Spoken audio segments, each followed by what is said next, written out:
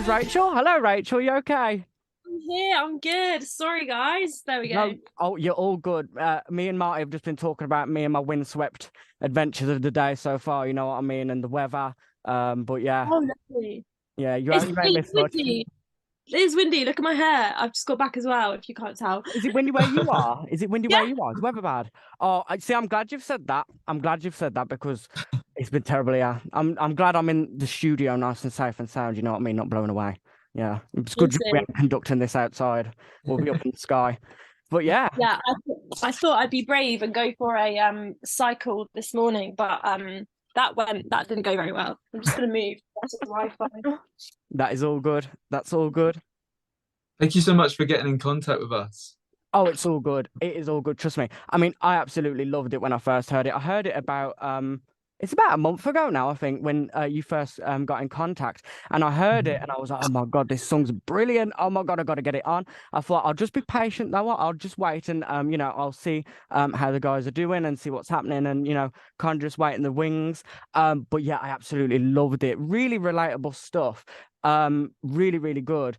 Half the time I want to throw my phone out the window, you know what I mean? That's how I feel most of the time. And just looking at other people and all that kind of thing. But we're gonna get to know about that through this interview. That's what it's for. I'm really hyped to learn more about you guys and learn more about the song. So I'm ready to start whenever you guys are. Perfect. Bang You ready, it. Rach? That's brilliant. And as I mentioned, Doomscrolling, it's very full of personality. It really, really shines through. We do get a good idea of, how you guys are and the kind of morals and kind of things that you hold. We can kind of see it through the single, you know what I mean? Even though it's just the first release.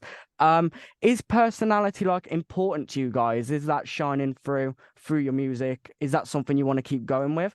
Is that important? Definitely. Yeah, absolutely. So, I mean, this is the first track we've released. We're still finding our sound. We have got some more recorded, but they definitely all do have that similar sense of personality. I guess we wanted something different yet relatable.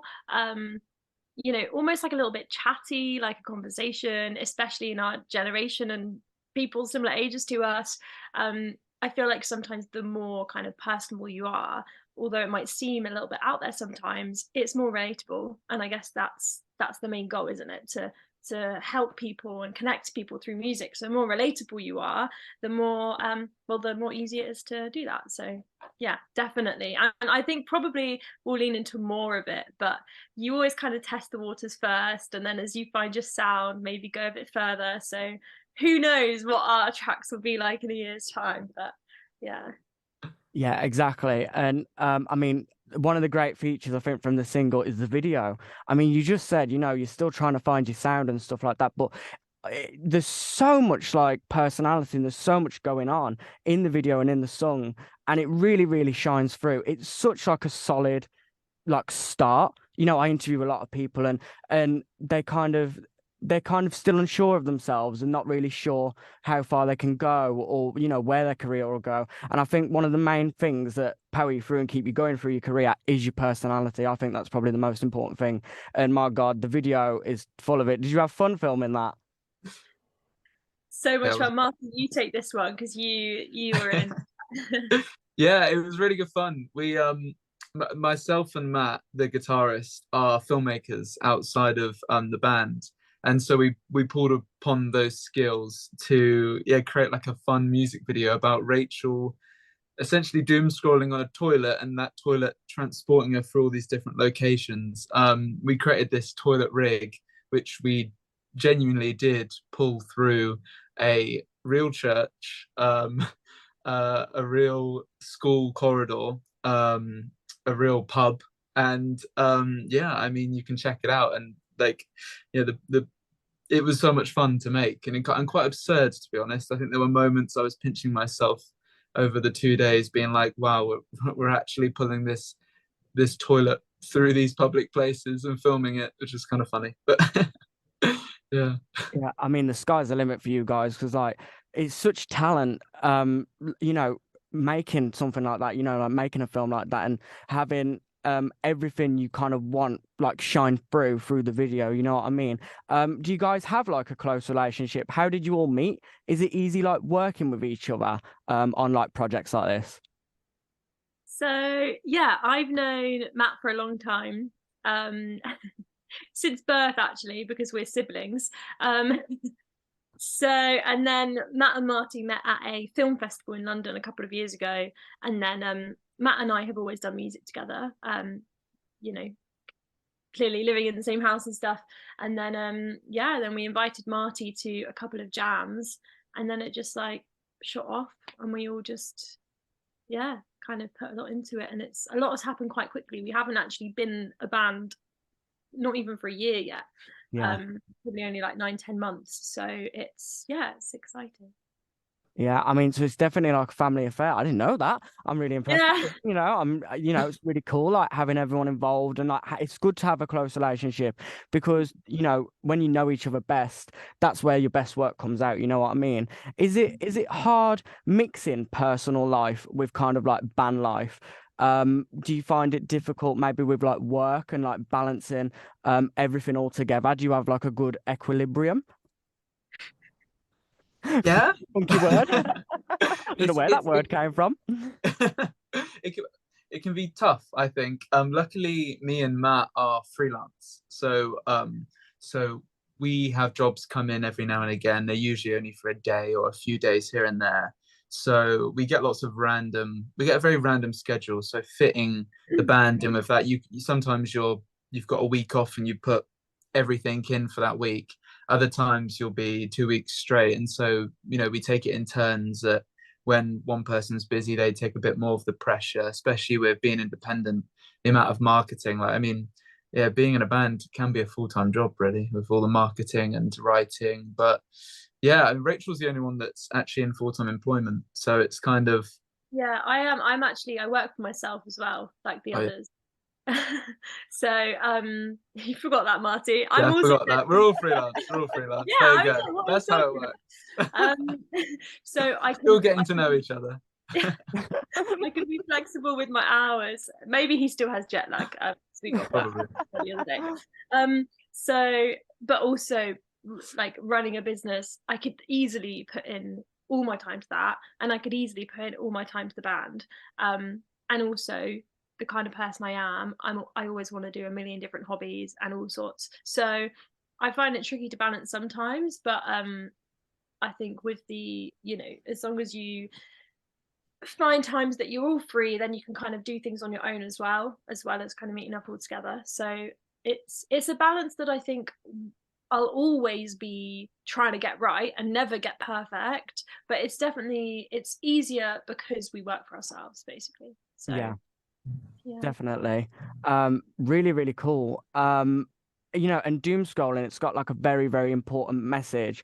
Is that something that you're going to carry on through your singles, your music, your albums? Is that going to be the definition of you, do you think? Or do you think it'll be more, I don't know, based on something else, maybe like personal experience, based on other people, past experiences, future experiences? What do you think your next songs are going to be about? Well, I guess a lot of the songs I'm writing at the moment are about struggles that I'm personally going through, but that I think a lot of people are also going through too.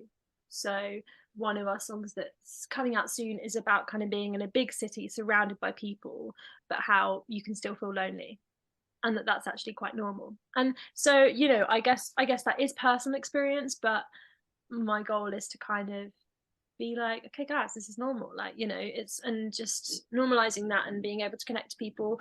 Some of them are a bit more fun, just about a made up story that I just like and delve into. So not all of them are deep and true and about me. Some of them's like, yeah, I want to sing about this thing, and then something just comes, and then I show the guys and they're like, yeah, cool, or no, that's horrific. So yeah, I think it varies. And who knows what future experiences I'll have that I will feel a need to write about, Yeah, I mean, talking about the future, where do you guys see the band? Like, I'm talking well into the future. Do you think you'll have like a full catalogue of albums? Where will you be? Where you'll be like, where you'll think to yourselves, oh, this has been a proper success, maybe where will you be able to like judge, how, I don't know what the word is, how much you've got from the band? Do you know what I mean? Like a goal. Just feeling content with that, like. Yeah, that's the word I'm looking for. Content. I was a dictionary earlier. I'm lost for words now, but yeah, I think content's the word. That's what I'm looking for. But yeah, when will you guys be like content with how far you've got? That's a really interesting question, because thinking about it, I think it would be very easy to never be content. Yeah. Because right now, if we looked back about 10 months ago, we'd be like, once we've done this, that will be the goal. And now it's like, okay, we want to be able to do a tour of the UK. But then maybe once we're doing the tour of the UK, that won't be enough. And then we'll be wanting to do a tour of Europe. And then, so I guess that's actually something that we need to reflect on together. Do you agree, Marty? Yeah, I mean, I think it's probably an endless goal. I think I don't know if many people ever, many musicians ever feel fully content. I mean, you can be, I feel like we'll be very proud, like we're extremely proud of Doomscrolling, but now it's like, okay, what's next? And luckily we've been working quite hard for the past 8 months. We've got the whole year of singles lined up, so we kind of know what's next. But even those 5 songs that we've worked on that are coming out this year, we've listened to them so much and we've spent so long crafting them that we're like, okay, yeah, we want to write new stuff. We want to keep exploring new stories, open new conversations with our music. Yeah. Yeah, it's a weird one. I think we should reflect on that, because I think it could be it could become very easy to never be fully content. And I think that could be quite a dangerous way to kind of work as a musician, because maybe especially once it gets even more fast paced, you don't have the time to sit back and be like, wow, look at where I've got, look at what I'm doing. So I think that's something to take from this, and to make sure that we're giving ourselves those little tiny goals that we can be like, look at this, so that we're feeling content a lot more often. Yeah, I'm really glad you said that. I'm really, really glad you said that, because a lot of people, it's a very tough question. I'm a bit mean hitting people with it. I'm very mean. I kind of, because it's interesting. I want to hit you with the interesting questions. They're very tough to answer, really, really tough. And a lot of people will just be like, oh, I'll be content, with a tour, or I'll be content with an album. But it's really good to be like open-minded, because anything can happen, anything at all can happen. You never know. So it's really good to be open-minded. I'm really glad you gave the answer that you did, because it really does show what you guys are about, and the openness, what I mean, to creativity is brilliant to see. Talking about creativity and kind of like influences, where did doom scrolling come from? What is the background behind doom scrolling? I'm sick of my phone. I guess like it was something from a few years ago, wasn't it, Rach? I remember when you first showed it to us, it was like a demo from like 3 years ago, 4 years ago.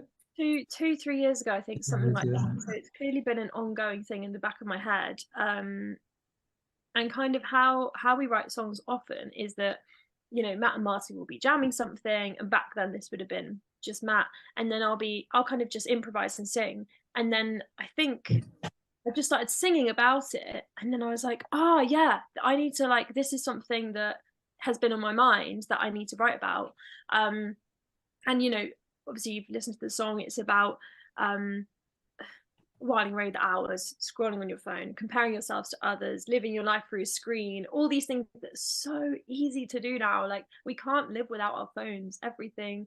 I book a gym class and it's through my phone, or like my clients, everything. So I guess it's kind of, yeah, it got a bit frustrating, and I just wanted to write about that. And I think both Matt and Marty could relate some way to that. So yeah, I mean, it's very weird, because it's like I found you guys through my phone, and I suppose like in a musical standpoint, I bet people back in the day, when people in record shops and music shops, I suppose they just look at the cover and hope for the best. Do you know what I mean? And just hope that it sounded good, you know, for their £10. But it's weird that everything does revolve around your phones. And it was definitely something I related to, because I was like, I hate looking through my phone sometimes. You know what I mean? I hate going through Instagram and I hate going through Facebook. And I am kind of living a lie now, and I am kind of being a bit of a hypocrite, because I do have just under 1 million filters going on this camera. So, you know, to hide all my you know, badness going on, and block it all out, make myself look good for the camera. And I suppose at the end of the day, it isn't really real, you know what I mean? And it isn't, it's kind of the phone era, you know what I mean? And that's why I think the single is so like interesting. But what kind of like keeps you guys like motivated? Do you know what I mean, through your songwriting? You know, you mentioned about like jamming out and kind of like writing songs. Do things, I mean, this might be a bit of a weird question, but do things get kind of like boring sometimes? Do you kind of hit a brick wall? How do you guys like move through that? So I think different things motivate each of us. Like, and we've had this chat recently as well. Yeah. So much laughing. So for me, it's just like jamming and writing and being creative. And sometimes I feel like a hypocrite, because when I'm writing about comparing yourself to others and being different online, and then I have to go and promote my song online and look cool online, and I'm like, it's a real challenge for me, because I'm like, this is so, where's the balance again, you know? I'm preaching about this, but then I'm having to do this. So to keep me motivated through all the like production stuff, I don't work in film, you know. I'm not super into that, don't get me wrong. I love filming a music video, it's always so much fun. But what motivates me is the actual just jamming and writing. What about you, Marty? Yeah, I think that's why we found a nice balance with Ultrabloom, with the three of us, because, you know, I find there are like a few processes, like different stages when making a song and releasing it. You know, you've got the writing part, then the production part of mixing the song and getting it mastered, and then you have the promotion side. And now Rachel loves the writing part, the actual playing part.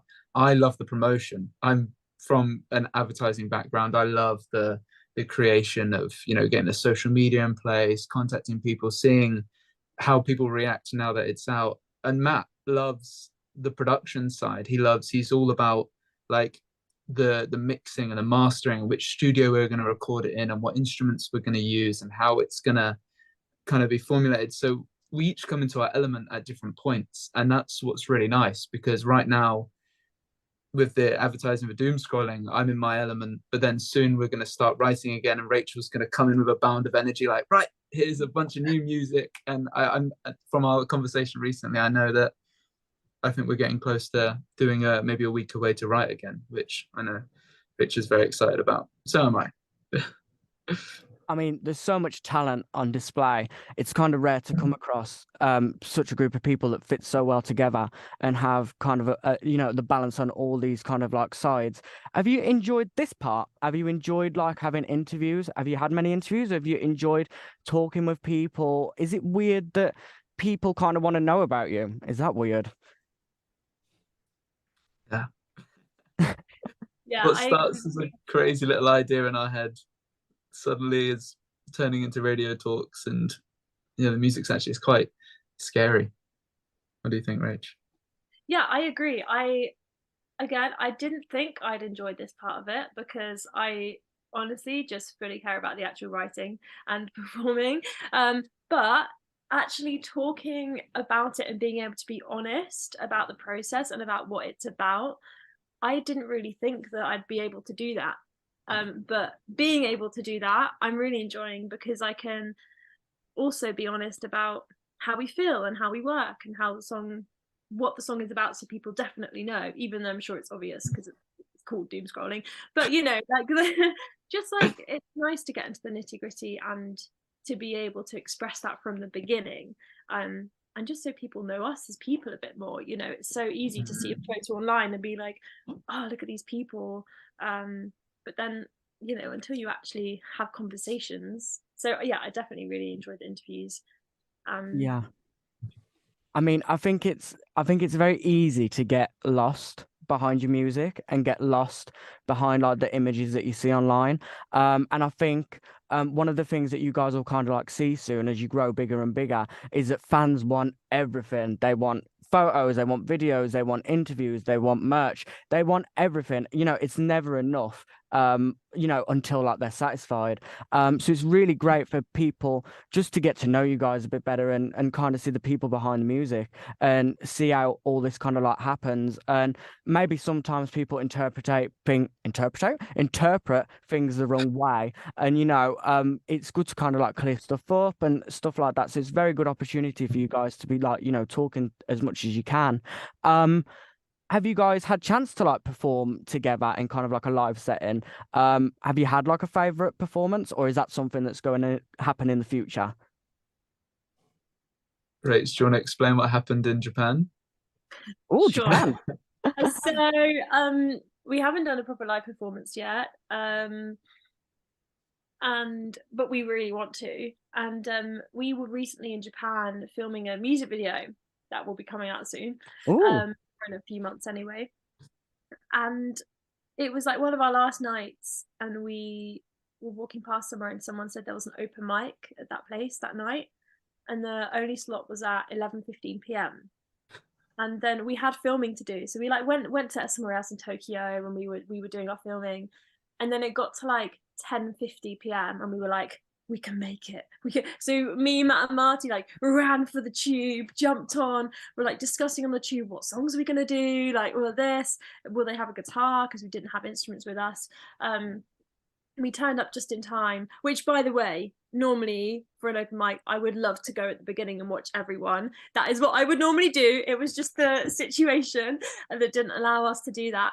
And we just got on stage and then just performed this like half an hour set, just so spontaneously, and that was technically our first live performance, and it was great fun. Yeah, we did a couple covers, we did Doomscrolling, and yeah, so that was, I guess, our first performance.